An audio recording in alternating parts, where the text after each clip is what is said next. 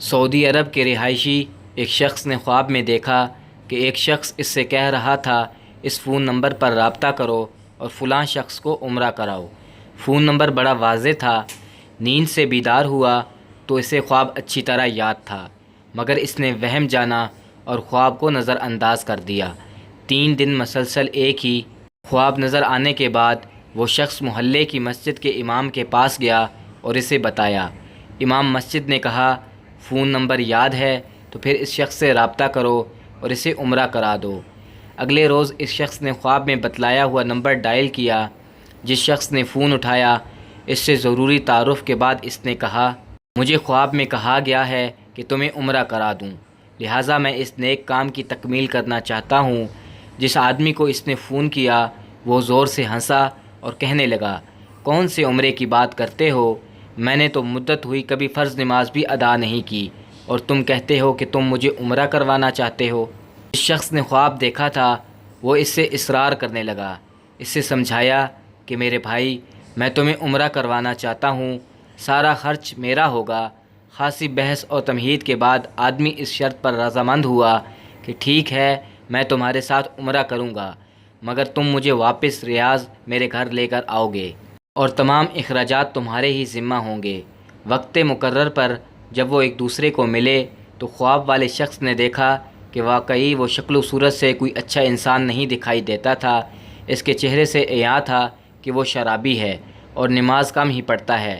اسے بڑا تعجب ہوا کہ یہ وہی شخص ہے جسے عمرہ کرنے کے لیے خواب میں 3 مرتبہ کہا گیا۔ دونوں شخص مکہ مکرمہ عمرے کے لیے روانہ ہوئے۔ میقات پر پہنچے تو انہوں نے غسل کر کے احرام باندھا اور حرم شریف کی طرف روانہ ہوئے۔ انہوں نے بیت اللہ کا طواف کیا، مقام ابراہیم پر 2 رکعت نماز ادا کی، صفا اور مروہ کے درمیان سعی کی، اپنے سروں کو منڈوایا اور اس طرح عمرہ مکمل ہو گیا۔ اب انہوں نے واپسی کی تیاری شروع کر دی۔ حرم سے نکلنے لگے تو وہ شخص جو بہت کوشش سے عمرہ کرنے پر آمادہ ہوا تھا کہنے لگا، دوست، حرم چھوڑنے سے پہلے میں 2 رکعت نفل ادا کرنا چاہتا ہوں، نہ جانے دوبارہ عمرہ کی توفیق ہوتی بھی ہے یا نہیں۔ اسے کیا اعتراض ہوتا؟ اس نے کہا کہ نفل پڑھو اور بڑے شوق سے پڑھو۔ اس نے اس کے سامنے نفل ادا کرنے شروع کر دیے۔ جب سجدہ میں گیا تو اس کا سجدہ طویل سے طویل تر ہوتا چلا گیا۔ جب کافی دیر گزر گئی تو اس کے دوست نے اسے ہلایا۔ جب کوئی حرکت نہیں ہوئی تو اس پر انکشاف ہوا کہ اس کے ساتھی کی روح حالت سجدہ ہی میں پرواز کر چکی تھی۔ اپنے ساتھی کی موت پر اسے بڑا رشک آیا اور وہ رو پڑا کہ یہ تو حسن خاتمہ ہے، کاش ایسی موت میرے نصیب میں ہوتی، ایسی موت تو ہر کسی کو نصیب ہو۔ وہ اپنے آپ ہی سے یہ باتیں کر رہا تھا۔ اس خوش قسمت انسان کو غسل دیا گیا۔ احرام پہنا کر حرم میں ہی اس کی نماز جنازہ ادا کی گئی۔ ہزاروں فرزندان اسلام نے اس کا جنازہ پڑھا اور اس کی مغفرت کے لیے دعا کی گئی۔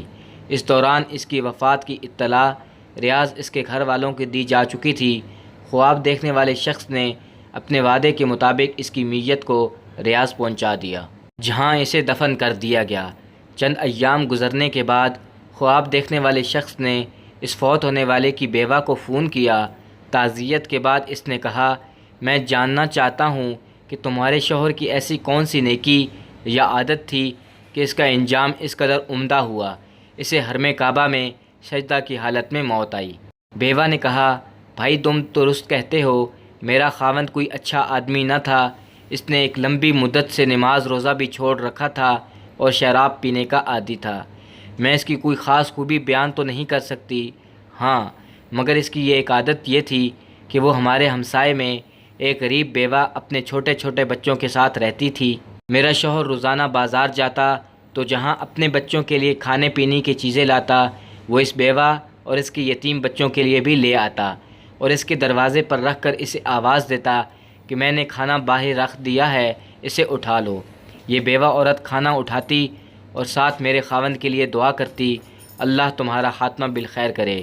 شاید یہ اسی عورت کی دعا کا نتیجہ ہے۔